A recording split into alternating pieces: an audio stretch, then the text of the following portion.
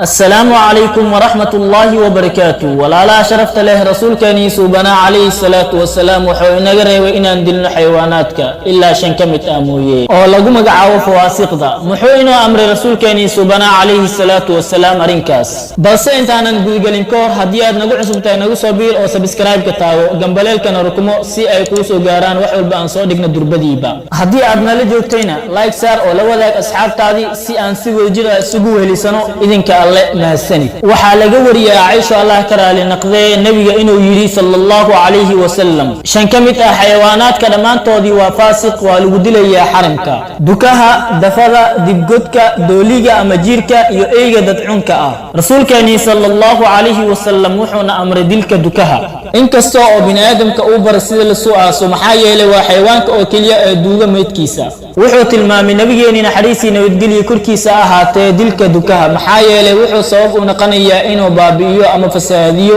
miraha iyo beeraha riwaayad uu wariyo muslim Allah u naxariistay dukaha waa la baniyay dilkiisa ka kownaanshihiisa oo ka buuxa dhib wuxuu isugu jiraa fayruusaad iyo bakteeriya waaweyn oo bin aadamka u gudbinayo cudurro sidaas darteed rasuulka sallallahu alayhi wa sallam wuxuu amray dilkiisa sidoo kale rasuulkeeni sallallahu alayhi wa sallam wuxuu amray dilka dafada waa makhluuq oo ku kacayo arrimaha halis ah waxay sawabaysaa dhib waxayna xadaysaa dharka iyo jijimaha waxay samada ugu soo dhaadhicaysaa si ay wax u xado rasuulkeeni sallallahu alayhi wa sallam uu inaga digaayada wuxuuna na amray dilkeeda waxay sameynayso dartiisa sidoo inuu amray rasuulkeeni sallallahu alayhi wa sallam dib qalooca dilkiisa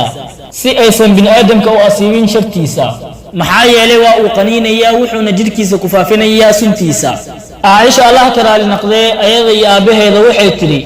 xili uu rasuulka ahaa sallallahu alayhi wa sallam mid dukanayo habeenada kamid ah gacantiisa ayuu dhulka dhigay waxaana qaniinay dib qalooca nabiga naxariisiina wadgeliyo kurkiisa ahaatay wuxuu soo qaatay kubtiisa wuuna dilay markuu salaada ka baxay wuxuu yiri ilaahay halacnado dib qalooca way qaniinaysaa qof dukanaya ama qof aan dukanaynin iyo nabi iyo qeyrkiisaba kadib wuxuu dalbaday biyo iyo cusbo wuxuu ka yeelay weel wuxuuna ku shubay fartiisa meesha ay ka qaniintay وكما صحي وحونا كما ينقل معوذتينك وحونا أمر رسول كاني صلى الله عليه وسلم دولية دلكيسا محايا لدلكيسا وحوكا كوين هاي بكتيريا ووين وحونا صوب ويهاينو فسهادي عنطبعونا كانوا عذرك داعونك وحال يوري أبي سعيد الخضري الله كرالي نقضي نبينا حريسي نودقلي كركيسا هاتي وحويري نبينا حريسي نودقلي كركيسا هاتي يا صوكع هبين هذا كميت